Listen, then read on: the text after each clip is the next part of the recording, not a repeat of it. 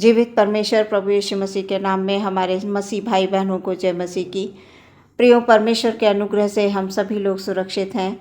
आने वाले समय में भी हम सुरक्षित रहेंगे। हमारी एक दूसरे के लिए परमेश्वर से यही प्रार्थना होनी चाहिए प्रियो, क्योंकि जब हम एक दूसरे के लिए प्रार्थना करते हैं तो परमेश्वर स्वर्ग से दृष्टि करता है और उन तमाम प्रार्थनाओं का उत्तर हमारे जीवन में प्रियो वो देता है, और वो हमारे हर एक पल हर एक क्षण हमारे कार्यों में वो कृपा दृष्टि बनाए रखता है। तभी हम प्रियो जीवन में आगे बढ़ पाते हैं, उन्नति कर पाते हैं, क्योंकि परमेश्वर से अलग होकर प्रियो हम कुछ नहीं कर सकते। इसलिए हर एक पल प्रभु को स्मरण रखें, क्योंकि हमारा परमेश्वर आशीषों को देने वाला परमेश्वर है।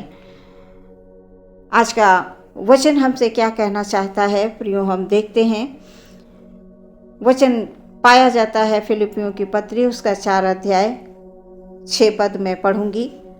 यहाँ पर इस प्रकार से लिखा हुआ है, किसी भी बात की चिंता मत करो, परंतु हर एक बात में तुम्हारे निवेदन, प्रार्थना और विनती के द्वारा धन्यवाद के साथ परमेश्वर के सम्मुख उपस्थित किए जाएं। ये प्रभु परमेश्वर का वचन है। इसके पढ़े और सुने जाने पर आशीष हो। आमीन। प्रियो, पौलुस फिलिपियों की कलीसिया से क्या कहते हैं कि किसी भी बात की चिंता मत करो। प्रियो, परमेश्वर हमारे जीवन में कुछ देखना चाहते हैं, कुछ बेहतर देखना चाहते हैं। क्या हम तैयार हैं? हम परमेश्वर में तैयार हो जाएं। प्रियो, परमेश्वर हमें एक नया रास्ता देना चाहते हैं जो उसने हमारे लिए तैयार करके रखा है। क्या हम अभी तक चिंता में पड़े हुए हैं? क्या हम अभी तक कर्जे में डूबे हुए हैं? क्या हमारे परिवारों में अशांति है? हमारे जीवन में अशांति है? हम शांति को इधर उधर ढूंढ रहे हैं पर पा नहीं रहे हैं। प्रियो, हमारे जीवन में हम बहुत मेहनत कर रहे हैं, क्या उसका प्रतिफल हमें, जिस प्रकार हम मेहनत कर रहे हैं, हमें उसका प्रतिफल नहीं मिल रहा है? हम किस बात की चिंता में पड़े हुए हैं? हमारी तरक्की क्यों रुक रही है? हम इतना सब कुछ कर रहे हैं, उसके बावजूद हम आगे नहीं बढ़ पा रहे हैं, उन्नति की ओर नहीं जा पा रहे हैं। इसकी क्या वजह है? कहाँ पर हमारी तरक्की रुकी हुई है? सो प्रियो, आइए हम देखते हैं कि आखिर हमारी जो उन्नति है, जो हमारी तरक्की है जीवन की, वो कहाँ पर, किस कारण से रुकी हुई है। हम कारण पहले हम उसको ढूंढ लें, पता करें कि आखिर हम सब कुछ तो कर रहे हैं, उसके बावजूद हमारे जीवन में शांति नहीं है। हम चिंता में पड़े हुए हैं, हम हर पल विचलित हो रहे हैं। आखिर क्यों? हम देखते हैं कि आखिर वजह क्या है। वचन ये बता रहा है, किसी भी बात की चिंता मत करो, हर एक बात में तुम्हारे निवेदन, प्रार्थना और विनती के द्वारा धन्यवाद के साथ परमेश्वर के सम्मुख उपस्थित किए जाएं। प्रियो, हमें चिंता नहीं करनी है तो हम यूं ही बैठे रहें, क्योंकि हमें बहुत कुछ इस संसार में करना है, हम ऐसा सोचते हैं। आखिर हमारी तरक्की किस कारण से रुकी है, इस बात को हम देखते हैं। प्रियो, प्रभु जैसा हमसे चाहते हैं प्रियो, हम वैसे प्रार्थना नहीं कर पाते हैं। हम प्रार्थनाएं करते हैं लेकिन अपनी इच्छा के अनुसार। हम बहुत सारे नेक काम करते हैं अपनी इच्छा के अनुसार। प्रभु जैसा चाहते हैं हम वैसा नहीं कर पाते हैं। प्रभु हमसे ये चाहते हैं, हर एक बात में तुम्हारे निवेदन, प्रार्थना, विनती के द्वारा धन्यवाद के साथ परमेश्वर के सम्मुख उपस्थित किए जाएं।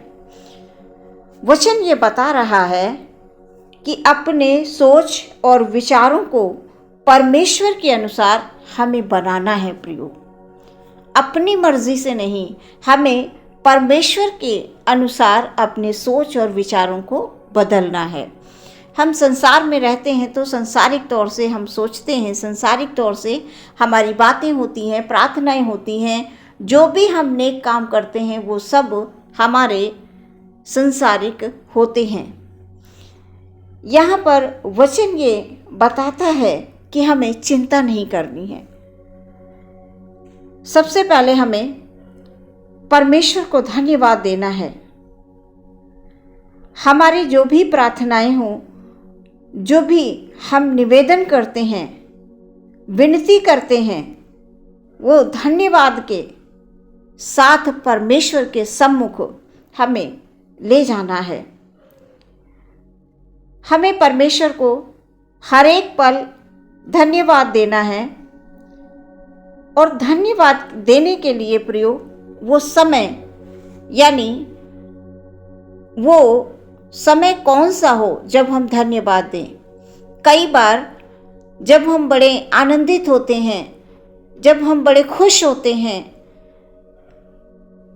या हमारी कोई मनोकामना पूरी हो जाती है, तो हमारे धन्यवाद के बलिदान चढ़ाने के लिए हम बड़े तैयार हो जाते हैं और हमारे विचारों में उत्सुकता आ जाती है। लेकिन हमें सिर्फ खुशी के समय ही धन्यवाद नहीं देना है। यहाँ पर वचन क्या कह रहा है? वचन ये बता रहा है, प्रत्येक बात में प्रार्थना और निवेदन के द्वारा तुम्हारी विनती धन्यवाद के साथ परमेश्वर के सम्मुख उपस्थित किए जाएं। समय वो प्रियो, चाहे वो दुख का हो, चाहे वो सुख का हो, हमें परमेश्वर को धन्यवाद देना है। हम जब दुख में होते हैं तब भी परमेश्वर हमारी प्रार्थना सुनता है। जब हम सुख में धन्यवाद देते हैं तब भी वो हमारी प्रार्थना को सुनता है।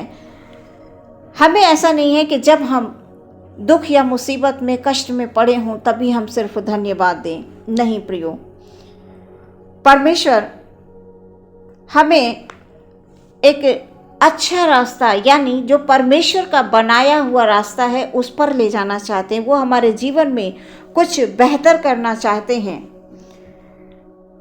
जब हम परमेश्वर के अनुसार हर एक हालात में, यानी कौन से हालात, जो दुख में भी हो, सुख में भी हो, कष्ट में भी हो, तकलीफों में भी हो, दर्द में भी हो, हम किसी भी चीज़ को पाने के लिए हम बरसों से प्रार्थना कर रहे हैं, वो उसका फल हमें नहीं मिल रहा है। क्या हम प्रार्थना करना छोड़ दें?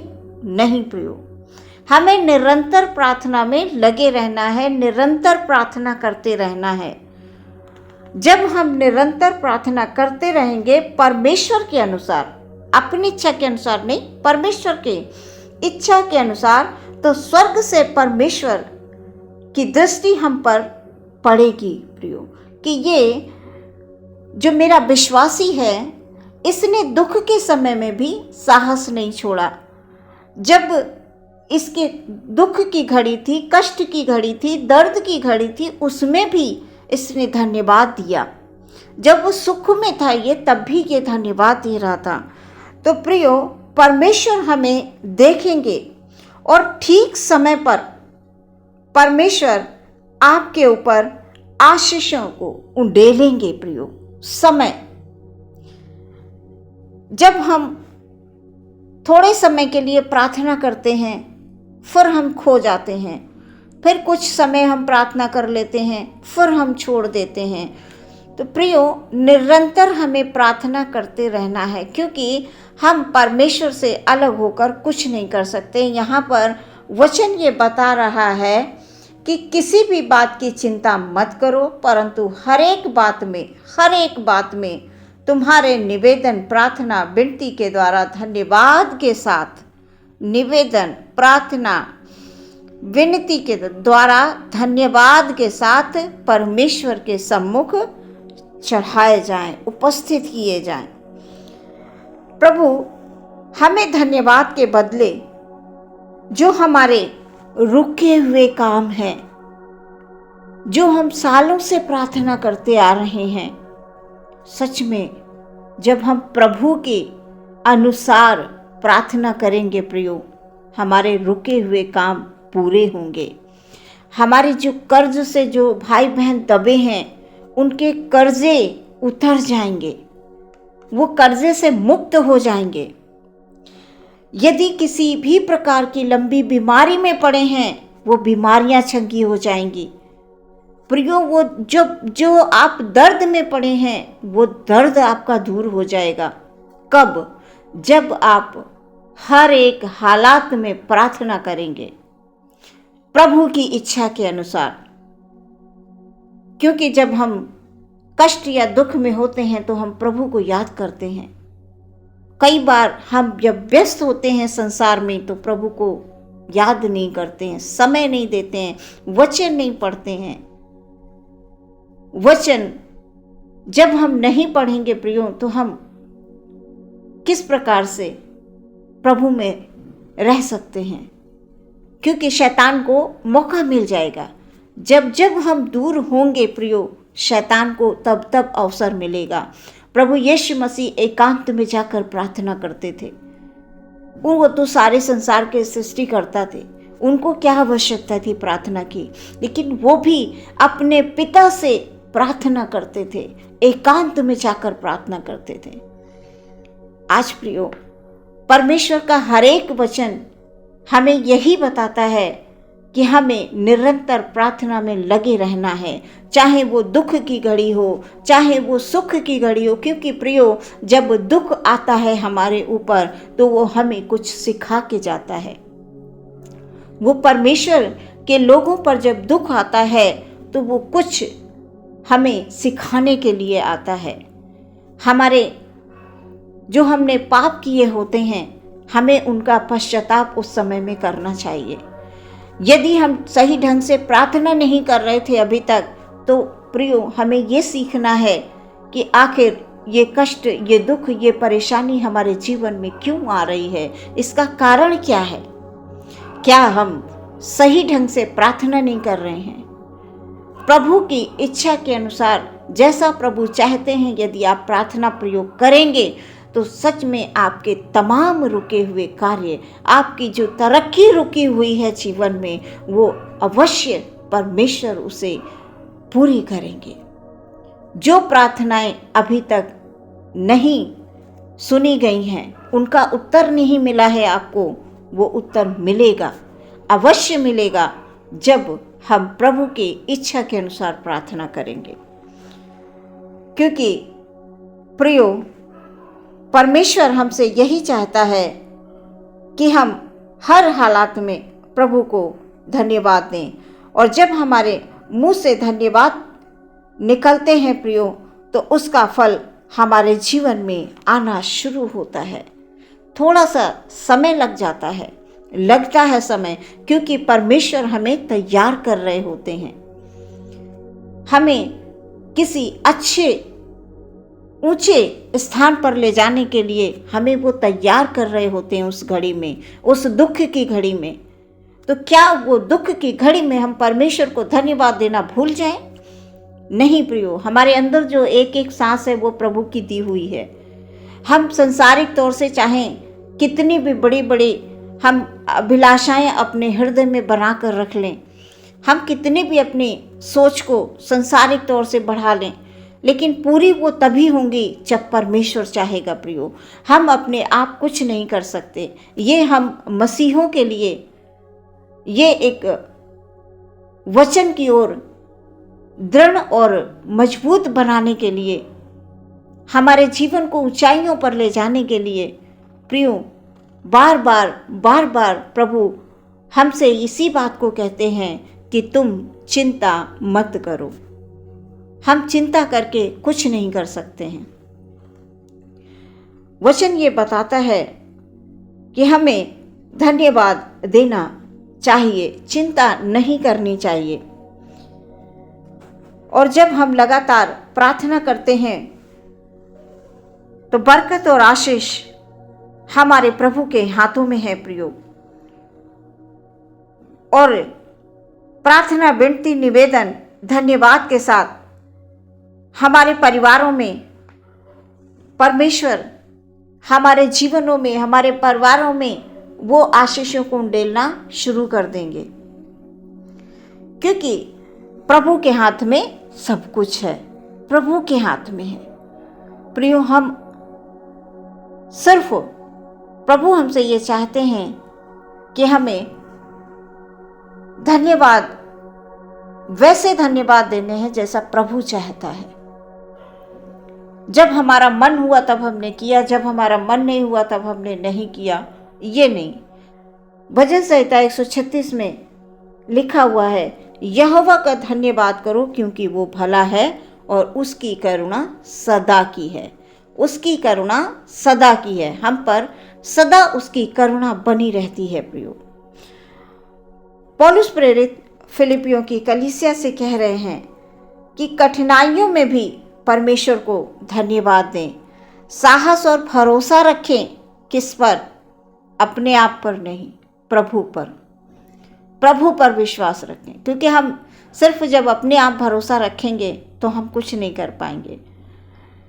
इसलिए यहाँ पर साहस और भरोसे को हमें परमेश्वर में रखना है। तमाम संसारिक अभिलाषाओं में पढ़कर हमें अहंकारी, घमंडी नहीं बनना है प्रियो, क्योंकि परमेश्वर ऐसा बिल्कुल भी नहीं चाहते हैं कि हम इस संसार में रहते हुए अपने धन दौलत पर घमंड करें, अपनी शान और शौकत पे घमंड करें। आज जो कुछ भी प्रियो हमारे पास है वो प्रभु का दिया हुआ है, हमें परमेश्वर को धन्यवाद देना है। और जिनके पास नहीं है, थोड़ा है, उन्हें भी परमेश्वर को धन्यवाद देना है, क्योंकि हमारे पास जो कुछ भी है वो प्रभु का दिया हुआ है, उसमें हमें संतुष्ट रहना है। उसी थोड़े में परमेश्वर आपको बहुत बढ़ाएंगे। और सिर्फ परमेश्वर को धन्यवाद दें, किसी भी बात की चिंता ना करें और अपने अंदर, अपने जीवन में मसीह के स्वभाव को आने दें। और जब प्रियो हम ऐसा करेंगे, प्रभु के अनुसार हम प्रार्थना करेंगे, परमेश्वर के स्वभाव को अपने अंदर लाने के लिए हम प्रार्थना करेंगे, तो प्रियो परमेश्वर स्वर्ग से दृष्टि करेगा, हम मनुष्यों को निहारेगा।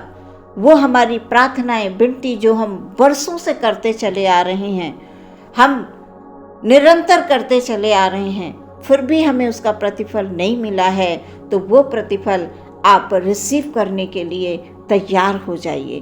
प्रभु आपको वो प्रतिफल देने जा रहे हैं। इस वचन के द्वारा आपके जीवन में परमेश्वर बहुत सारी आशीष लेकर आ रहे हैं। आमीन। आइए प्रियो, हम लोग अपनी आंखों को बंद करेंगे और प्रार्थना करेंगे। हालेलुया। धन्यवाद, धन्यवाद, धन्यवाद, धन्यवाद महान परमेश्वर, प्रभु दयावान परमेश्वर, धन्यवाद देते हैं। कितने सुंदर वचन है कि हमें किसी भी बात की चिंता नहीं करनी है, क्योंकि हम चिंता करके प्रभु कुछ भी नहीं कर सकते। हम भली भांति इस बात को जानते हैं, लेकिन फिर भी हम वही करते हैं प्रभु जी। इसलिए आप हम सबको वो आत्मा दे प्यारे परमेश्वर कि जिससे जैसा आप चाहते हैं हम हर एक परिस्थिति में अपने प्रभु को धन्यवाद दें। हम प्रभु के निकट रहें, कभी भी किसी भी बात में हम आपसे अलग ना हो खुदाबंद, क्योंकि परमेश्वर आपसे अलग होकर, आपके प्रेम से अलग होकर हम कुछ नहीं कर सकते हैं। इसलिए परमेश्वर, हम अपने हर एक भाई बहन को आपके हाथों में समर्पित करते हैं। पिता, हमारे सभी भाई बहनों की आप प्रार्थनाओं को सुनिए, आप उनके निवेदन सुनिए, आप उनका आंसर दीजिए प्यारे प्रभु। हमारे भाई बहन बरसों से प्रार्थना करते चले आ रहे हैं, यदि परमेश्वर उनकी तरक्की किसी भी कारणवश रुकी है प्रभु जी, सच में खुदाबंद आप उनके जीवन में तमाम रास्तों को खोल दीजिए, उन्हें एक नई दिशा दीजिए प्यारे परमेश्वर, आप उनको बताइए, उनके लिए रास्ता खोल दीजिए प्यारे प्रभु, ताकि वो उस रास्ते पर चलकर वो तमाम बातें परमेश्वर प्रभु ग्रहण करें जो आप कहते हैं खुदावन, जो आप चाहते हैं प्रभु। हमारे भाई बहन को आपके हाथों में समर्पित करते हैं पूरे दिन के लिए प्यारे प्रभु। जिन्हें किसी भी बात की कोई तकलीफ है, कोई बीमारी है, कोई दर्द है, कोई दुख है, प्रभु यीशु मसीह, हालेलुया, आप अपने हाथों को बढ़ाकर उनको छूइए प्रभु जी। आप अपना स्पर्श दीजिए प्यारे परमेश्वर, ताकि वो महसूस करें कि मेरे प्रभु ने मुझे छुआ है और मुझे चंगाई मिली है प्यारे प्रभु। तेरे हाथों में शिफा है परमेश्वर। सच में खुदावन, तुझसे बढ़कर इस संसार में कोई नहीं है प्यारे प्रभु। हम अपने आप को, अपने भाई बहनों को आपके चरणों में ले आते हैं परमेश्वर। आप हम सबको प्रभु बुद्धि और ज्ञान की भरपूरी दें, हालेलुया, ताकि हम विनती और प्रार्थना के द्वारा शैतान पर विजय प्राप्त करें खुदावन। हमारे जीवनों से अंधकार की शक्तियां दूर हो जाएं यीशु मसीह के नाम में। आदर महिमा आपको देते हुए प्रार्थना मांग लेते हैं मसीह यीशु के नाम से, सुने और ग्रहण करें पिता, आमीन।